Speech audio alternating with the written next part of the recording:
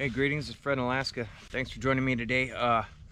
Got some things going on in the background, some compelling footage and some crazy things happening out at a remote mining camp that I'm working on. That'll be probably the next video to come up. So what I wanted to share with you today is last year a group of 4 buddies, the guy that shared the experience with me, his name's George. They parked at Trappers Creek and went backcountry snow machining. There was 4 of them. They each had their little GPS and they each had each other marked. And they took off in their own directions. They boondocked a little bit together. George said he brought extra gas, and where he was riding, he was just carving in the snow, just playing in fresh powders, having a good time. This happened last winter.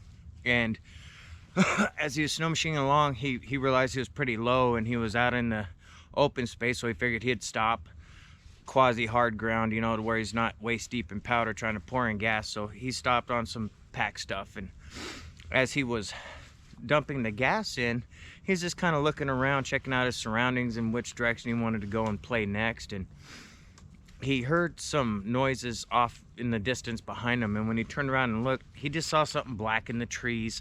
You know, a few hundred yards away, he just saw black movement, and he thought it was weird. So he finished fueling up and resecured his gas cans and fired up his 700 RMK and turned around and decided he wanted to go and check out what that movement was, because he said it was moving pretty fast and it was really deep snow back in there. So he takes off that direction and he kind of skirts the tree line, kind of looking to see what he could see, and he doesn't see anything. And as he circles around, these 2-cycle motors, 700cc, it gets pretty loud. He had a tune pipe on it and stuff, so it was, you know, screaming. And he's carving through the snow, and he turned around and was doing a couple loops. He decided something caught his attention again. He stopped and he hit the kill switch, and as soon as the motor dies down, the scream coming from kind of off behind him, not directly behind him but off behind him on his right, caught his attention. He whipped around and he said it looked like a very massive dude in a all black snowsuit, and all he saw was it looked like he said like a caramel mixed with a little gray color just around the face and eyes. So he thought it was someone's parka cinched tight, kind of like Kenny on South Park, his reference, not mine. And he thought maybe he was on private property. So immediately he fires up the snow machine and circles back around the other way to go back towards this person to go and apologize and, you know, evacuate the area if he was on private property. So as he comes back around and he's going back towards the tree line, he sees it still there, and as he's getting closer, he's wondering, wow, that's awfully big. And then it stood up. Yeah, I guess it had been down on its knees according to what he said, and it stood up and ran off to his left, still within that tree line. And he said immediately he just gunned it and started cutting out of there. He found one of his other buddies he was riding with just a little ways away and got his attention, told him to follow him.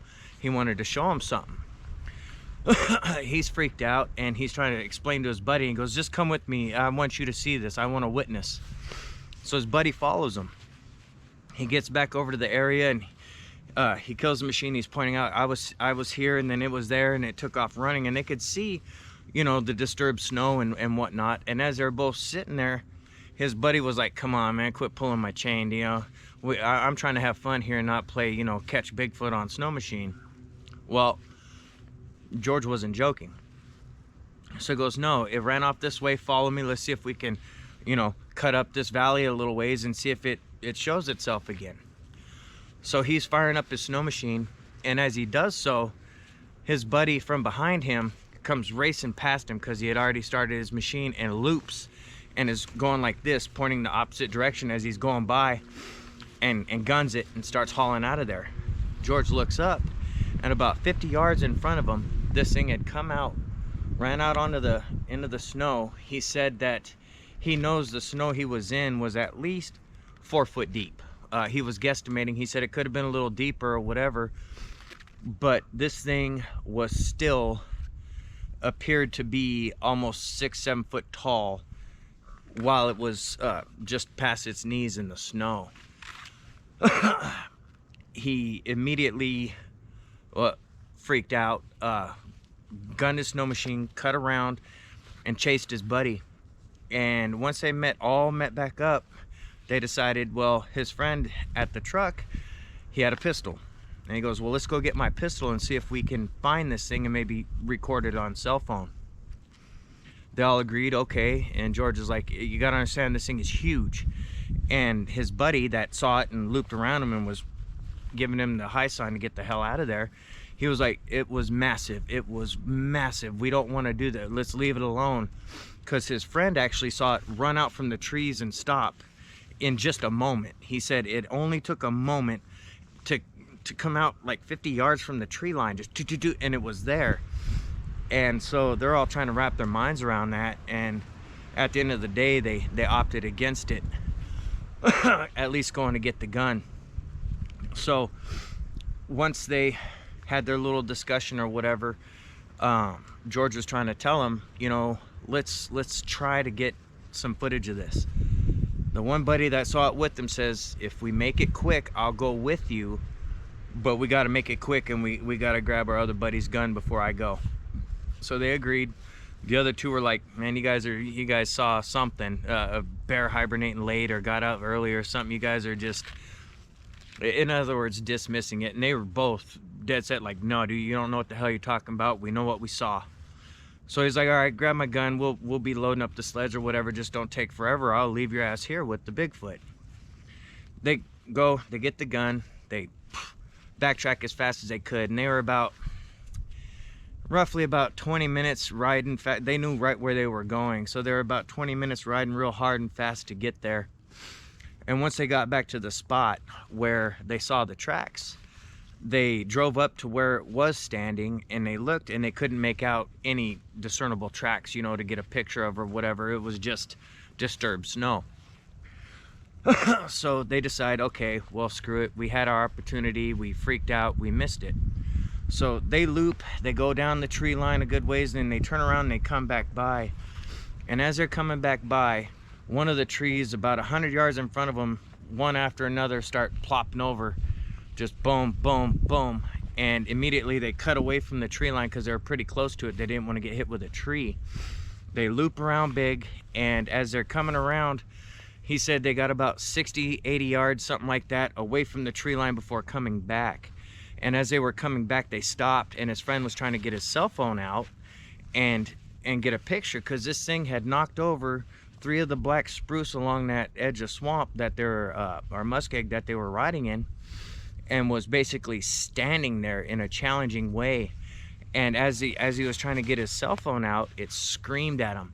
And he said at that point they had cut out about 60 to 80 yards, but they were a good 10, 15, 20 yards off the trees.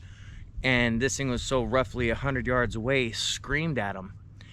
And they heard it and felt it at 100 yards, just ripple through them. All thoughts of taking a picture, recording anything, all went out the window, and they fired back up and just got the hell out of Dodge. And he said he's not going to give up snow machining. He's just not going to be snow machining in that area. Can't say as I blame him. I wonder how many other people out there, Alaskans, that have dealt with something similar. Let us know in the comments, or shoot me an email or something, because I'm sure it's not as uncommon as you would think, especially with all the recreational snow machiners we got out here. And again, I'm working on a video with a gold miner that I should have up as the next video. I have footage. This thing is massive. Anyway, I want to try to get a better copy of the footage for reviewing, because the copy I got had been compressed via email and all this other stuff. So I'm going to be going through the better footage and taking out some key things, because there's a helicopter in the video that doesn't belong to him. It belongs to a pipeline company, but yeah, I'll get into that in the next video. Anyway, thanks for joining us, and we'll catch you on the next one.